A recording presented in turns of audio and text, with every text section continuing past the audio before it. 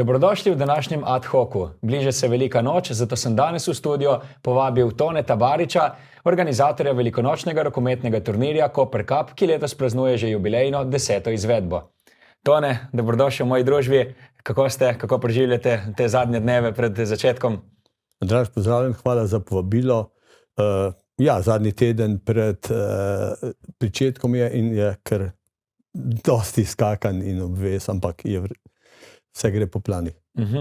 Če se vrnemo na vaš začetek, zakaj ste izbrali rokomet? Mogoče, kakšni so vaši prvi vtisi, prvi spomini, kdaj je to bilo?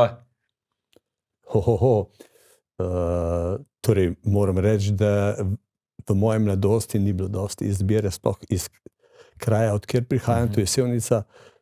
Pri nas je bila samo možna vadba v TVD Partizanu za otroke nekje do 11. leta, 12.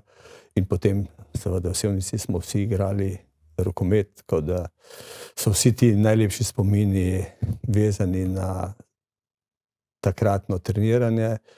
In res vesel sem, da sem bil ves ta čas vpet in kot igralec, potem kmalu kot vaditelj. Takrat je bilo to možno že zelo zgodaj. V 8. razredu sem postal vaditelj rokometa in vesel sem, da sem še zdaj vpet nekako v rokomet, ki se mi zdi res ena fantastična igra, in tako praktično celo življenje sem povezan z rokometom. Vas je mogoče še kaj drugega zanimalo, ko ste bili kot otrok? Mogoče kakšen drugi šport, kakšna druga dejavnost? Seveda smo otroci čisto vse športe prakticirali v prostem času, seveda vse od nogometa, košarke, ampak ne, torej mi v Sevnici pač nismo imeli nobenega kluba takrat drugega in torej sem bil res 180% posvečen samo treniranju rokometa. Po dolgih letih še vedno vztrajate v rokometu. Povedali ste, da ste bili voditelj že od 8. razreda. Kako pa se spreminjajo generacije? Kaj opažate z leti otrok? Kakšen je njihov odnos do športa? Torej, v bistvu, če gledam kot trener, je večina vse isto. Večina je isto, to pomeni, da če je vaditelj, trener ta pravi, potem se ni za bati v tistem klubu za podmladek, ker danes govorimo, kako je težko mlade privabiti v takem številu kot pred leti k športu, kar je to fenomen, ampak sam sem tudi pred nekaj leti se vrnil v treniranje v Izoli in smo imeli res zelo deficitarno dekliško populacijo in mislim, da mi je takrat uspelo dokazati, da se vse da, ampak se res moraš temu maksimalno posvetiti, to energijo žarčiti in ni problem pridobiti potem, ampak mora biti vadba zelo resna, kvalitetna, programi, te dodatne aktivnosti, ali so to izleti, enodnevni turniri, večdnevni, kot je Koper Cup ali pa Eurofest. Tako da, so pa mogoče tudi malenkost specifičnejši pristopi, zato pa je tukaj mogoče zdaj čas na mladi generaciji, ker je njim to lažje, ker mi smo le preveč, torej, temu rečem naša generacija, bili navajeni preveč nekega sistema, načina, točnost, red, kar je danes težavno, ampak zopet pravim, če se to v enem klubu res dela tako povezano, torej da je ta trenerski tim povezan od malega, od mini rokometa, da se neki temelji postavijo, ki so vezani in na ta odnos do dela, odnos do kluba, do klubskega dresa, disciplina, se lahko ta režim ohranja tudi kasneje, ampak to je težko, ker vidimo v vseh klubih se to na vsakih par let trenerji menjajo in je tukaj jaz mislim, da je največji problem potem v samih klubih, ker nimajo res te svoje, če rečem, trenerske piramide tako organizirane, da bi lahko se držali neke te pravilne linije dela z otrocmi. Ne. Vi ste delali tako z deklicami kot dečki. Kaj vam je bilo mogoče ljubše? Kakšne so razlike glavne? Dobro, res zgodaj sem začel in dokler sem bil mlajši, mi je praktično bilo skoraj, bi rekel, vseeno. Torej, fantje so logično, so bolj nagajivi, hiperaktivni, ampak logično malo tudi hitreje dojemljivi.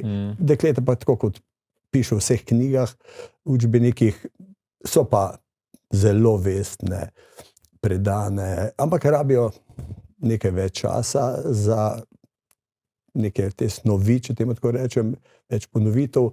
In zdaj kasneje, sploh v teh mojih bolj zrelih letih, ko mogoče nimaš več toliko živcev, so ti dekleta, meni so vsaj prirasla bolj k srcu, moram priznati, ravno zaradi tega, ker ko jim enkrat predstaviš pravila, način dela, program, ni nobenih težav. Res, ko one to vidijo, da si resen, da se kvalitetno dela, so zelo, veliko bolj so kot fantje, zavzete in lahko delaš, kar hočeš. In je res, meni bil vseeno velik užitek z njimi delati. Večina ljudi vas pozna v Sloveniji tudi potem kot organizatorja Eurofesta, zdaj tudi velikonočnega turnirja. Boj, da ste dobili idejo oziroma to voljo do organizacije tudi v Teramu na turnirju v bližnji Italiji. Kako se spomnite tega vašega prvega vtisa, ko ste prišli na ta festival v Teramu? To je bilo verjetno nekaj novega za vas in za mlajše selekcije, ki ste jih takrat trenirali. Ja, zame je to neka prelomnica tudi v načinu razmišljanja kot samega trenerja, ker pravim, že do takrat sem imel sigurno, torej od svojega 8. razreda, že nekih 6 let teh trenerskih, voditeljskih izkušenj in moram reči, da v čem je razlika. Udeležba na takih turnirjih, kot je bil Teramo ali pa kot je danes Eurofest, za mlade je to takšna izkušnja, ki jo je zelo težko nekomu zdaj opišem. Res takšna izkušnja in meni je dala takrat to misliti, ko sem videl tiste oči otrok, tistih 6-7 dni, kako so žareli, pa še celo leto, kako so tiste spomine obujali, si dopisovali z vrstniki iz drugih klubov po svetu. Torej, ko doseže en turnir tak nivo, da praktično res tam cela regija, celo mesto za to živijo, ti mladi so kot neki milni mehurčki, njih nosi ta energija in to je tista razlika. Mi smo včasih samo trenirali in v prostem času, v poletju, imeli kamp, priprave in so mladi zopet na tistih taborih, kampih trenirali. Logično, da so se pojavljali novi časi in mislim, da je to zdaj neka prava stvar, da tistih 9-10 mesecev mladi v klubih po programu trenirajo maksimalno in da se jim omogoča neka udeležba na takem festivalu, kjer pa res dosežejo, torej to, kar večina ne bo nikoli niti prišla v člansko ekipo, ker vem, da po statistiki je tako, da mogoče eden iz uspešne generacije prije do članske ekipe, kdo pa si privošči priti do reprezentance, je pa še to večje vprašanje teže in zato je taka prireditev in to jaz skozi želim poudarjati, zato tudi živim za tak naš ali velikonočni turnir ali za Eurofest. Želim mladim res to ponuditi, da oni doživijo neko tako evropsko svetovno prvenstvo. Za njih je to, na koncu lahko rečemo, olimpijada, ko se pokažejo svetu, no, če tako rečem. In to je tisto najlepše, ker te spomini otrok iz takega kraja, tako kot smo mi v Teramu doživljali, to je mene takrat tisto prepričalo, zato sem jaz spustil in potem ukvarjanje, torej moje sanje so bile skozi, da bi bil učitelj, torej sem po nekih 10-12 letih poučevanja pustil prosveto in se odločil za organizacijo takih torej aktivnosti, prireditev, tudi športno šolo, no, za predšolske otroke. Vodim že skoraj 30 let, ker se mi zdi, da je to za otroke nekaj najlepšega, najbolj pomembnega. Eurofest, poletni festival, ima zdaj že več kot 3 desetletja dolgo tradicijo. Pred 10 leti nekaj več ste se odločili tudi za velikonočni turnir, letos, kot veva, jubilejna 10. obletnica. Ste vedeli, da bo tako uspešen tudi ta turnir med sezono v bistvu? Kako je bilo? Kdaj ste dobili idejo? Torej, zakaj sem se odločil? V Izoli smo imeli tri prireditve, da smo lahko, če temu rečem, nekako to našo finančno konstrukcijo zaprli. Takrat smo imeli mednarodni turnir v mini rokometu, mednarodni veteranski turnir, Rodino Memorial in Eurofest. To so bile 3 prireditve, s katerimi, če temu tako rečem, smo prišli skozi sezono.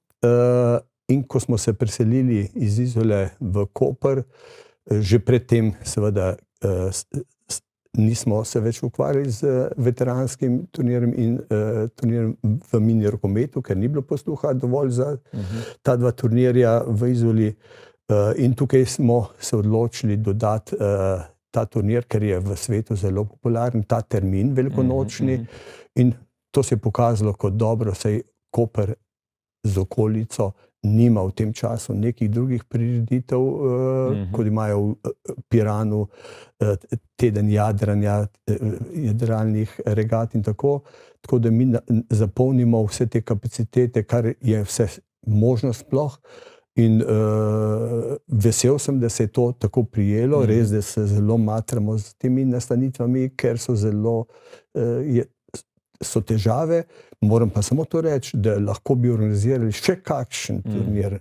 Še lahko je tukaj sploh v času med Božičem in Novim letom odličen termin, ki je zelo popularen na svetu, ampak nažalost ne moreš prireditve speljati turnirja samo s prispevki ekip. In če tukaj za tabo ne stojijo sponzorji oziroma prispevek občine, ne pride skozi. Tako da meni je žal, ker še bi bile lahko določene prireditve, ki bi jih naše podjetje organiziralo, pa žal res ni pogojev za to. Kako pa je sicer s pridobivanjem sponzorjev? Kako se to z leti spreminja? Je to vse težje, je tega vse manj? Občina, kako je posluh? Je pa ni? Torej, jaz delam 34 let to in moram reči, da res, če primerjam leta daleč nazaj, ko so bila podjetja, Casino Portorož, Droga, Delamar, mnoga podjetja, je bilo res, če temu rečem, za organizatorje dobro, zelo dobro. Žal pa se je potem hitro vse spremenilo, sedeži podjetij so se preselili v Ljubljano in na Obali praktično nam ni dosti ostalo, tako da ja, zato imamo kar nekaj težav. Tudi COVID bil mogoče takrat prelomnica? Se tudi to kaj pozna? Na splošno je vse navzdol? Ne, nas je COVID samo zelo udaril po glavi. Mi 2 leti nismo imeli delovanja, smo bili v hudih težavah, res to malo kdo sploh na to pomisli. Nas vidi samo potem, ko je neka prireditev zelo, zelo obiskana in uspešna. In moram reči, ja, imamo težave zadnjo leto, sedaj 2, z tudi financiranjem strani občine, ker so nam kar dosti zmanjšali in moram reči, da res ne vem, kako bo v prihodnje. Priprave najbrž trajajo kar dolgo za organizacijo takšnega turnirja. Kaj morate vse poskrbeti? Najbrž za lokacije igranja, nastanitve, prehranjevanje, avtobusne prevoze. Kar zahteven zalogaj? Ja, veliko je tega, ker je vse na nas, mi torej nismo podjetje, da bi lahko vse neke pomembnejše aktivnosti dali nekim zunanjim izvajalcem. Tako da v prvi vrsti je največji zalogaj torej nastanitev, poskrbeti za nastanitev.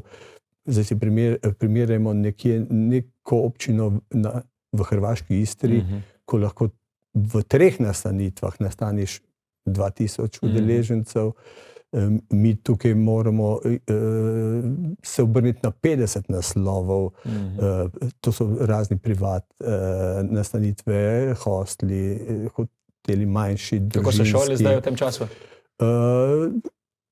Ja, res sem vesel, da nam šole stojijo ob strani, tudi v tem terminu velikonočnem. Pravim, je pa veliko potem tudi, ker sami imamo organizacijo od prevozov, torej ja, tukaj se zahvaljujemo zdaj tudi novemu partnerju od lanskega leta, podjetju Laris, ki skrbi za vse te prevoze ekip, shuttle base na relaciji Koper, Izola, Ankaran, da nemoteno teče. Prvič, torej res vesel sem, da smo lansko leto začeli zelo dobro sodelovati z Društvom rokometnih sodnikov Slovenije in imamo letos že 21 sodnikov z tega zbora. Oni izkoristijo turnir za izobraževanje teh sodnikov. Ampak prepričan sem, da na tak način je res kvaliteta na višjem nivoju. Pa dobro sodelujemo tudi pri sodnikih z Društvom sodnikov iz Poreča, tukaj čezmejno sodelovanje. Tako da pravim, kar se teh obvez tiče, je tukaj vse potem, sploh zdaj v zadnjem tednu, od marketinga, PR-ja. Tako da sem vesel, da imam tukaj okoli sebe res tam 10-12 sodelavcev, ki potem te posamezne obveze prevzamejo. In sem vesel, da je ta ekipa ob meni zdaj že nekaj let takšna, ker sam verjetno bi že zdavnaj puško v koruzo vrgel. Kako je s prostovoljci? Vemo, po letih je kar nekaj, zdaj med sezono verjetno malce težje. Točno tako je. Tukaj se res baziramo, ker je zelo kratek čas in želimo, da so stvari maksimalno kvalitetne. Imamo res samo ta naš tim, ki je tudi v času Eurofesta. Nekaj novih sprejmemo, tudi letos bomo enih 5-6 novincev sprejeli, zato da jih že zdaj uvajamo za Eurofest. Na Eurofestu pa imamo, to je neka noviteta zadnjih let, prostovoljce, ampak to so rokometne ekipe. Tako da oni pridajo in igrati in v delu dneva sodelujo pri organizaciji in tako se je pokazalo v vseh zadnjih 3 letih zelo dobro, ker so njihovi trenerji tisti, ki skrbijo potem za to, da se maksimalno vse izpelje, ker prejšnje izkušnje s prostovoljci so bile tudi slabe, se je težko vse to, te mlade kontrolirati, nadzorovati, tako da ja, vesel sem, da na Eurofestu res imamo take zelo, zelo dobre prostovoljce. Na velikonočnem turnirju zdaj nastopajo vse kategorije od mini rokometa pa do generacije 2009, se pravi, to je kadetska ekipa. Kadet, ja. Igrali bojo vse, če sem prav razumel, od Škofij do Izole. Koliko udeležencev otrok pričakujemo tukaj, odkot vse pridejo ekipe?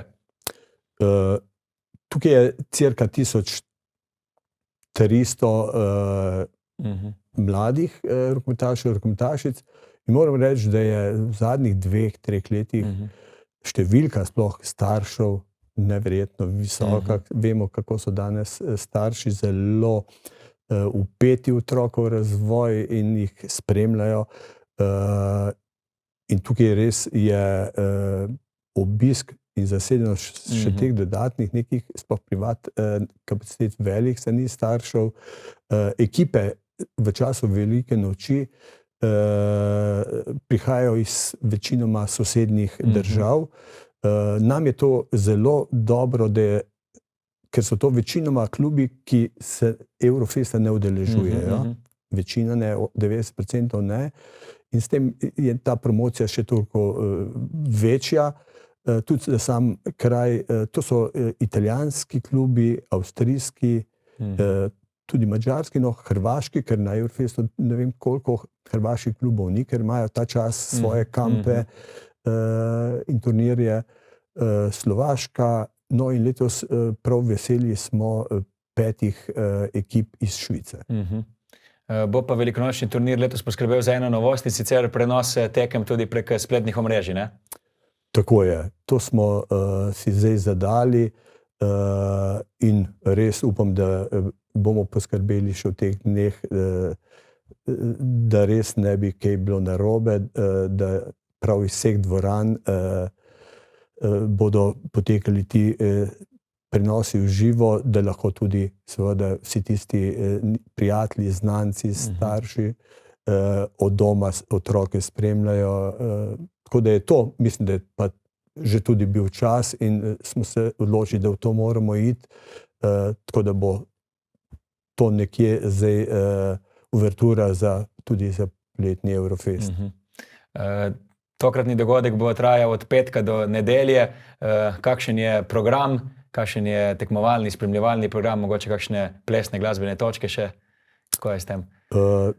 Tukaj imamo zelo natrpan program, sploh zaradi tega, ker je vse težje in v naših nastanitvah, sploh v šolah,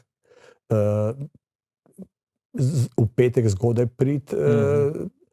Tako da vse ekipe pridejo pozno popoldne, tako da imamo hude obveze in z igranjem prvih tekem, že v petek, in z nastanitvijo ekip, potem večerja, tako da tukaj je petek res namenjen pač temu nastanitvi in tekmovanju. Soboto, no, se pa potem ta tekmovanja odvijajo v teh 7 dvoranah in je to praktično, to ni kot pri Eurofestu, ko ekipe igrajo samo ali dopoldne ali popoldne in imajo pol dneva prostega. Tukaj ekipe igrajo in dopoldne in popoldne, zato ker je pač res veliko število tekem in so ti shuttle basi tako obremenjeni, ko ekipe hitro se gibljajo nazaj na kosilo in potem nazaj v dvorane. Tako da res komaj pa potem vsi mi pričakamo sobotni večer, ko je konec prvega tekmovalnega dne, da se dobimo. Eno je dogajanje Družabni večer za mlade, letos seveda zopet J. Laurom večer in disco party in karaoke. Vsi bodo potem seveda se posladkali z jubilejno torto, ki jo pripravlja slišarna Renata.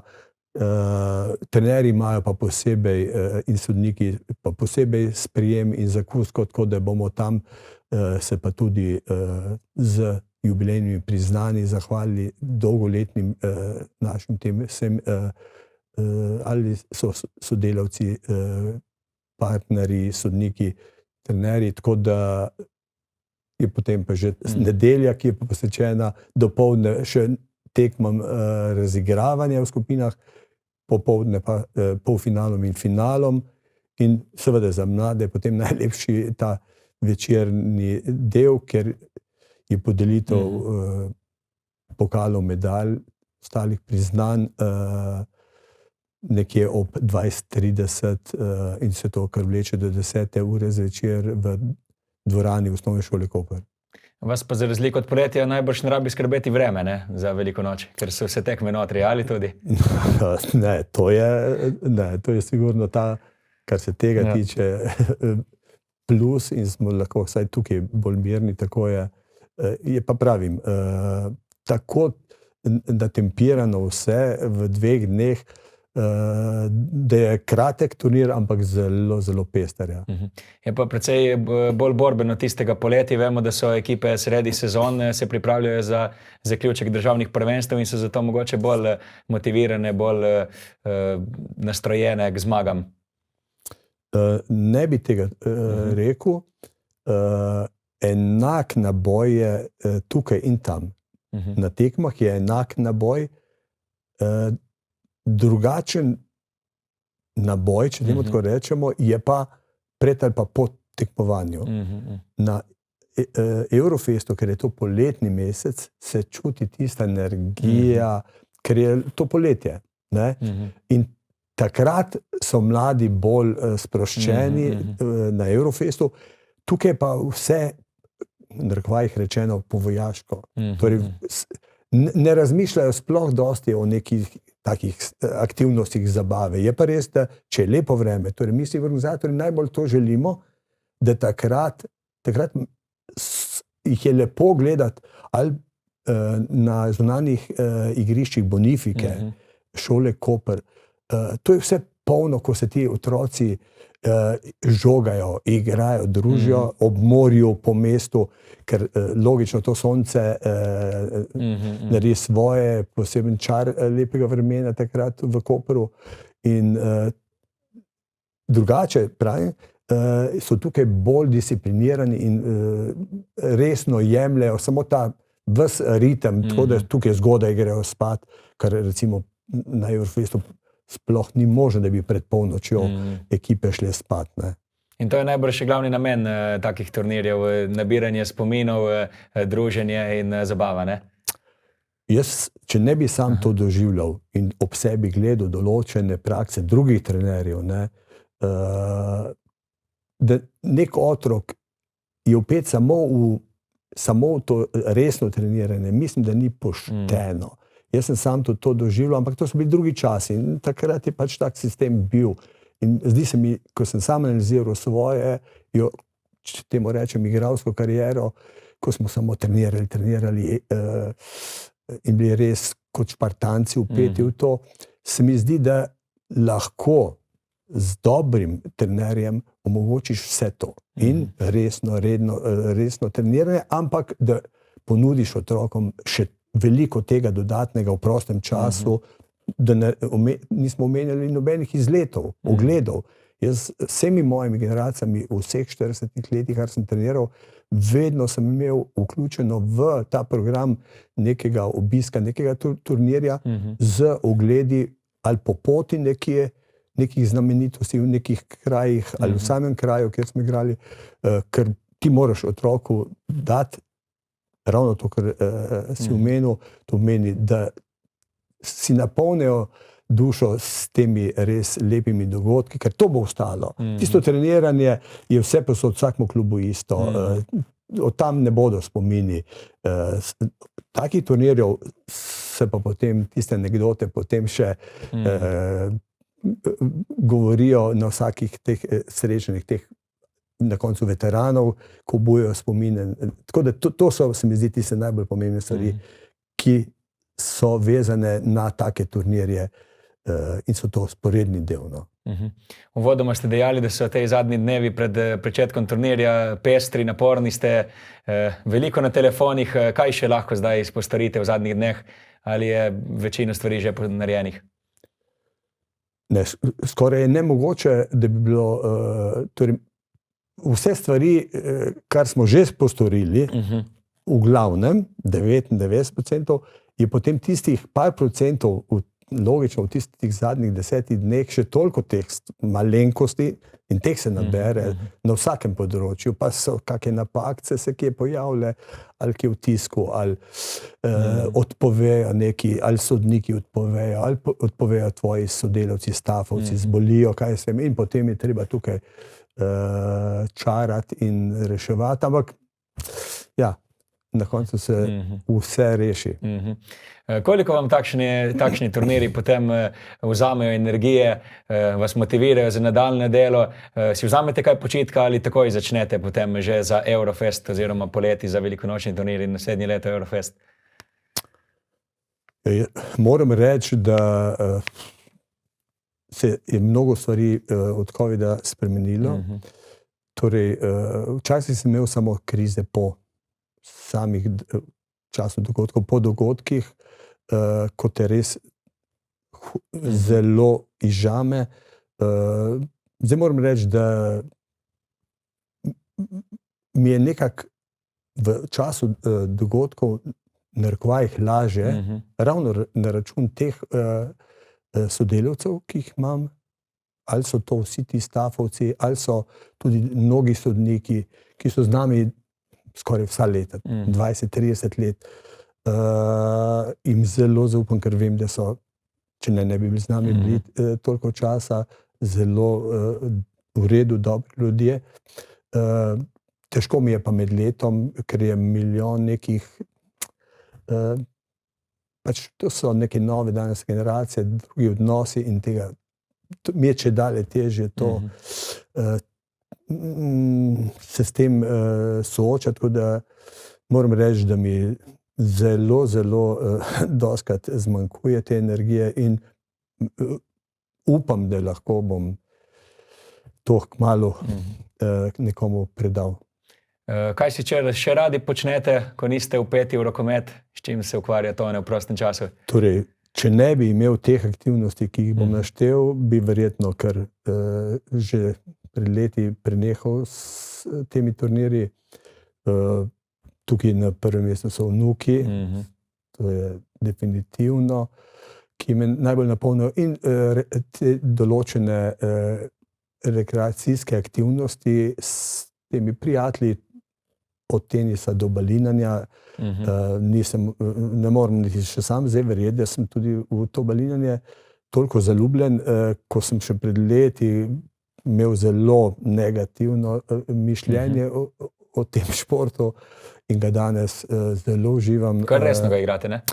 Mislim, še bolj bi ga, če bi imel to možnost nekje v neki sredini. Res, pač takrat v času COVID-a nismo mogli z ničemer se ukvarjati in z balinjanjem na skrivaj pa smo se določeni kolegi in to so neke take aktivnosti, ki so vezane predvsem ali na naravo, pa pravim, družina, otroci so pa tisti, ki ti dajo še največ te pozitivne energije. Tudi potujete, radi sem slišal, imate že kaj načrtovano? No, ob vseh teh aktivnostih, ki sem naštel, mi pa to mogoče res še dodatno tisto napolni baterije. Ja, vesel sem, da sva z ženo podobnih pogledov in res zelo rada potujeva, si ogledujeva države, tako da te, če rečem, počitnice, še ko je žena bila v prosveti, ko smo jih izkoriščali, so na vsakih par mesecev, ko si človek res že izprazni baterije in je potem prav. In midva smo si tako polna res baterije z izleti ali pa v Evropi ali s križarko, ki je malo na obrobju Evrope. Tako da, ja, to so te trenutki za dušo, ja. Tone, najlepša hvala za vaš čas. Želim vam uspešen velikonočni turnir in da se bova še kdaj takole usedla.